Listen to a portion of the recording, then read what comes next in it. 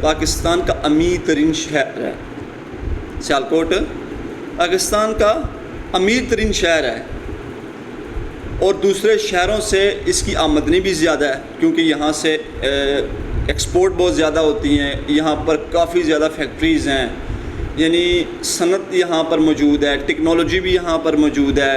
السلام علیکم ناظرین، میں ہوں آپ کا میزبان عثمان خان اور آپ دیکھ رہے ہیں آزاد سیالکوٹ۔ ناظرین، آج میں آپ کو غربت کے حوالے سے آپ سے بات کروں گا کہ پاکستان میں کتنی پرسنٹ غربت اس وقت موجود ہے اور کتنے پرسنٹ لوگ غربت کی لکیر سے نیچے زندگی بسر کر رہے ہیں۔ اور دوسری طرف اگر ہم دیکھیں تو 60 یا 70% لوگ جو ہیں وہ 3 ٹائم کا کھانا کھا رہے ہیں، بقایا جو 30% ہے ان کو 2 وقت کی یا 1 وقت کی روٹی مشکل سے ملتی ہے۔ تو ناظرین، آج میں آپ کو بتاؤں گا کہ پاکستان میں سے غربت کیسے ختم کی جا سکتی ہے، کس طرح سے ہم جو لوگ غربت کی لکیر کے نیچے زندگی بسر کر رہے ہیں کیسے ان کا معیار زندگی ہم اچھا بنائیں، ان کو غربت سے نکال کے کم از کم ان کو مڈل کلاس لوگوں میں شامل کریں۔ تو سب سے پہلے جو رول اس میں پلے ہوتا ہے ان لوگوں کو غربت سے نکالنے کے لیے وہ عوام کا ہوتا ہے، کیونکہ کوئی بھی حکومت عوام کی تعاون کے بغیر کوئی کام نہیں ہو سکتا۔ اگر عوام ٹیکس نہ دیں اور ٹیکس کلیکشن نہ ہو تو حکومت کچھ بھی نہیں کر سکتی۔ حکومت کے پاس کوئی بھی ایسی ٹیکنالوجی یا کوئی بھی چیز نہیں ہے جس سے وہ غربت کو ختم کر سکتی جب تک عوام تعاون نہ کرے۔ دوسری طرف اگر ہم اپنے زکوٰۃ، عطیات جو بھی ہمارا بنتا ہے اس کو ہم صحیح طریقے سے نکالیں تو زکوٰۃ لینے والے کم پڑ جائیں گے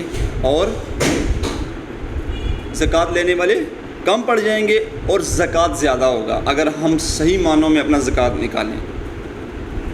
دوسری بات کہ جو غریب لوگ نہیں ہیں اور غربا کا وہ حق کھاتے ہیں، وہ لوگ بھی غربا کا حق نہ کھائیں اور اپنے مال پر خود گزارا کریں، یعنی وہ اس چیز کے مستحق نہیں ہے۔ میرے کہنے سے مراد ہے کہ وہ زکوٰۃ کا اور دوسری جو عطیات ہوتی ہیں لوگوں کی طرف سے وہ اس کے مستحق نہیں ہے اور وہ کھا رہے ہیں، تو وہ غریب کا حق کھا رہے ہیں، غریب کا حق انہوں نے رکھ لیا ہے۔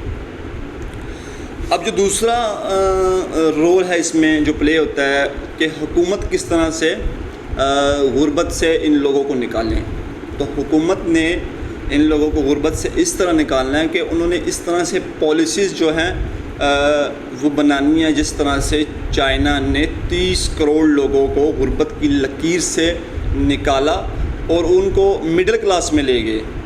وہ مڈل کلاس میں کیسے لے گئے وہ بھی میں آج آپ کو بتاؤں گا کہ انہوں نے ان کے لیے صنعتیں بنائیں اور ان صنعتوں میں ٹیکس ریلیف دیا، بجلی پر ریلیف دیا، گیس پر ریلیف دیا، یعنی ہر چیز پر ان کا ساتھ دیا، ان کا ہاتھ پکڑا اور ان کو اوپر لے گئے۔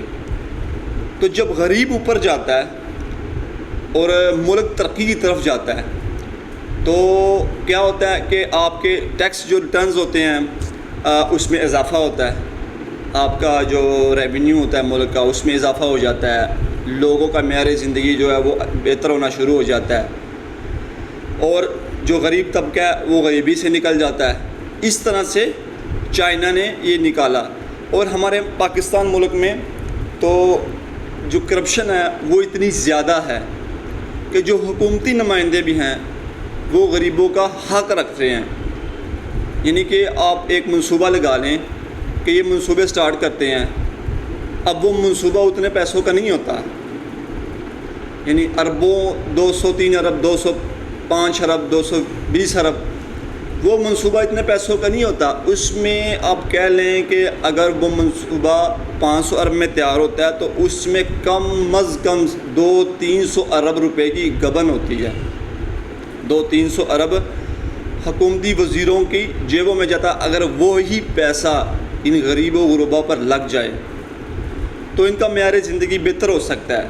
ابھی سیالکوٹ پاکستان کا امیر ترین شہر ہے۔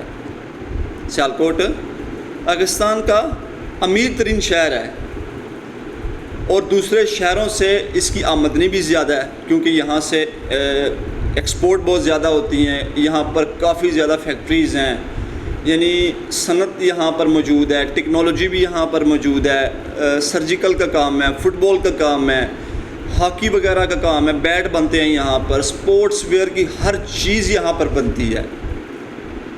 اور جانا مانا شہر ہے, پورے پاکستان میں نہیں بلکہ پوری دنیا میں یہ اسپورٹس کے اعتبار سے مانا جاتا ہے. لیکن یہاں بھی غربت ہے. یہاں بھی ہم باہر نکلتے ہیں تو یہاں بھی کافی زیادہ لوگ ہمیں غریب ملتے ہیں جن کے پاس کپڑے پہننے کے لیے نہیں ہوتے, رہنے کو زمین نہیں ہوتی, اور آسمان کے اوپر چھت نہیں ان کا ہوتا. آسمان ان کے لیے چھت ہے اور زمین ان کے لیے گھر ہوتی ہے. تو یہ تو ہم سے اللہ نے پوچھنا ہے, حکمرانوں سے اللہ نے پوچھنا ہے.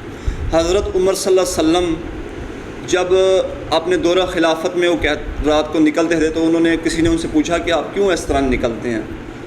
تو انہوں نے جواب دیا کہ اگر میرے دور خلافت میں سمندر کے کنارے ایک کتا بھی پیاس یا بھوک سے مر گیا تو اللہ نے اس کی پکڑ مجھے ہوگی.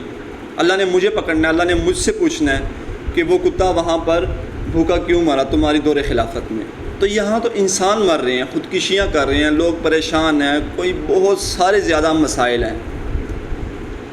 تو یہ مسائل ہم نے کس طرح سے حل کرنے ہیں؟ وہ مسائل عوام اور حکومت نے ایک دوسرے کے ساتھ مل کر ختم کرنے ہیں.